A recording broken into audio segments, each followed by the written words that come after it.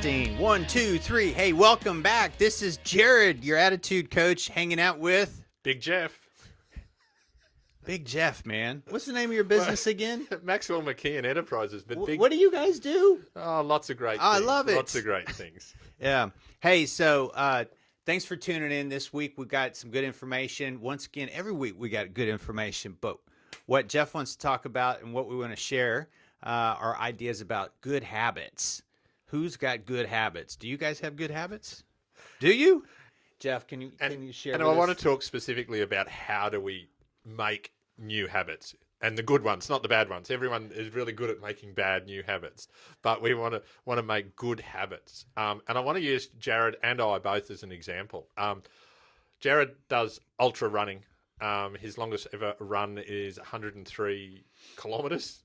Was that in one day? Yeah, that was roughly in about 13 hours. Wow. And I do long distance cycling. So I've ridden from Townsville to Brisbane, 1,600 kilometres in 8 days.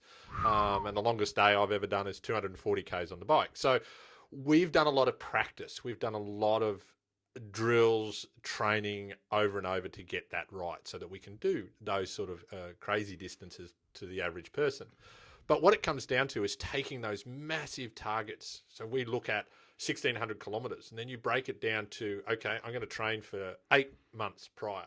And then I'm going to go, righto, so for 8 months I've got to do this. And then each week I have to do this. And then each day I have to do that.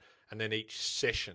So then we break it down to specifically the time you wake up. And for me, there's two things, is how early my alarm went off and the stretching I did morning and night. They were the two lead measures that then allowed me to keep training. So what would you have done with your running? What was your key little component, your what we call an atomic habit, the thing that you focused on every single day? My plan. I had to have a plan. And as you say, you got to break it down, because to go out and run 103 kilometers just doesn't happen. So having a plan, a daily plan, and knowing that I had key workouts, as you call them, I had key workouts throughout the week. So I had a hill session, and I had an interval session, but I also had a longer endurance session, and then I would build on that. And that would go over months. So it didn't happen overnight. It took months, but it was just following a key plan, Yep. and that's where habits developed for me.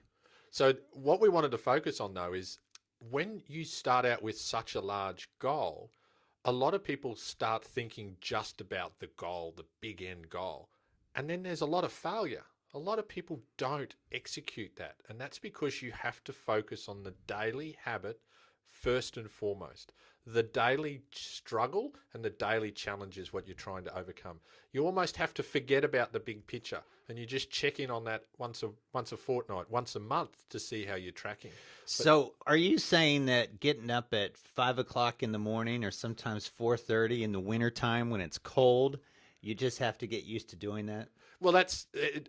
The times that I've done the Townsville to Brisbane ride, I had a full-time job. And I would be getting up at 3:30, 4 o'clock in the morning. Wow. To do training a couple of times a week to make sure I achieved my weekly goal, which was X amount of kilometres over that week.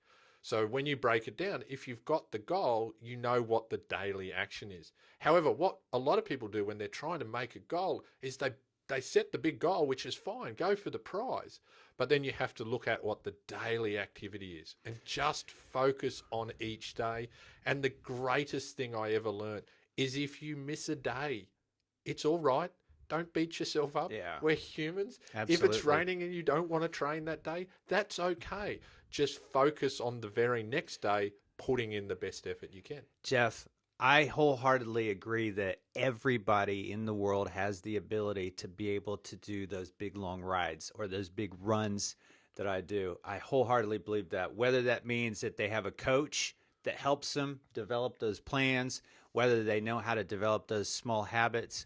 But I wholeheartedly, because I'm nobody special, and I'm sure you probably agree, you know, nobody's special in terms of all that. But I'm 6'2" and I weigh 95 kilos. I'm not supposed to be riding on a push bike. I'm too big. That's why I'm called Big Jeff. right, probably had a few punctures along the way. Just a few. Yeah. So I believe that everybody has the ability to be able to take those small little habits, those daily habits, to be able to achieve these big goals. That's, you see people out there that do this on a daily basis. You're like, man, that guy is so great at doing that. But it's not because they were born with some extra muscle or the ability. It's just they had those small habits that they were able to develop, and they built confidence too. There's a whole string of things that would lead us on to how do we achieve great success. And there's a couple of really key learnings that have come out in the last few years. There's some really good books about that.